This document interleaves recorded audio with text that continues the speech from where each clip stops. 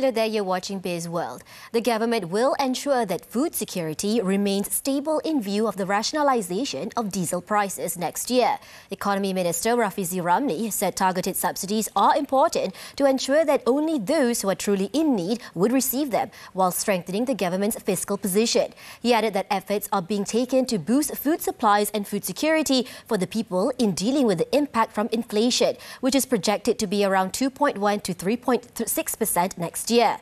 Among the efforts was the implementation of agribusiness initiatives under the People's Income Initiative to ensure that the target group has sufficient income.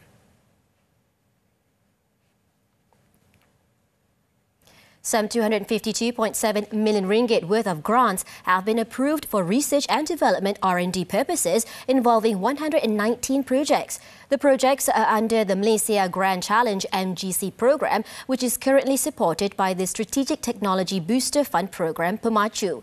According to the Science, Technology and Innovation Ministry, eligible applicants for its grants are mainly involved in the fields of smart technology and systems, healthcare and transportation. The government is also committed to empowering the R&D sector with a target of 3.5% gross expenditure ratio to GDP by 2030. This will lead to an increase in the value and level of the country's economy that will boost the creation of competitive and globally recognized local technology.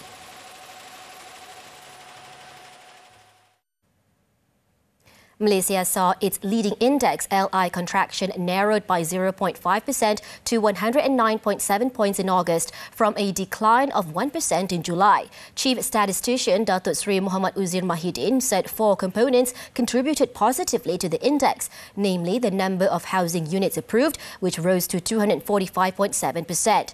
Bursa Malaysia Industrial Index, meanwhile, went up 15.2% and the number of new companies registered rose to 13.1%.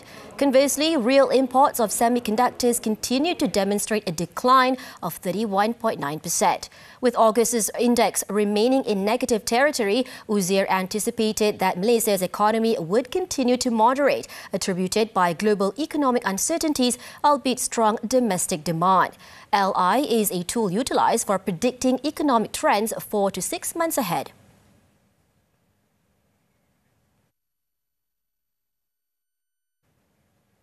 Businesses need to adopt sustainable practices to reduce environmental footprint and invest in biodiversity-friendly supply chains. World Wildlife Fund WWF Malaysia Chairman Tan Sri Abdul Wahid Omar said current initiatives such as the Blueprint for Accelerating Biodiversity Action, a strategic roadmap for the business and private sector in Malaysia, are commendable. He added, with the current global biodiversity conservation financing gap estimated at an average of $711 billion per year, there is also an urgent need to mobilize private finance at scale for the restoration and protection of the world's natural capital. The government previously introduced innovative financial instruments such as the 1 billion ringgit biodiversity sukuk in the 2024 budget.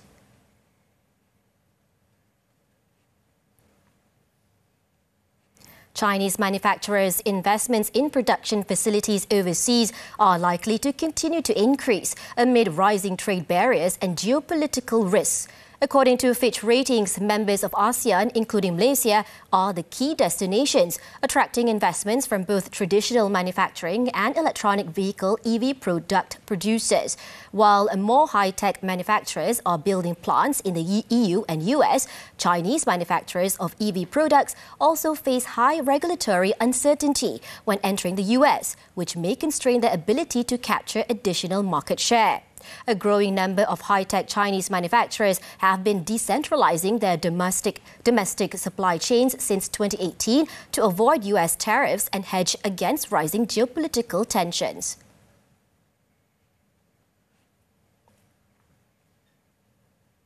And that's all the time we have for Bizworld. I'm Nadia Azmi. Thank you for investing your time with us and stay tuned.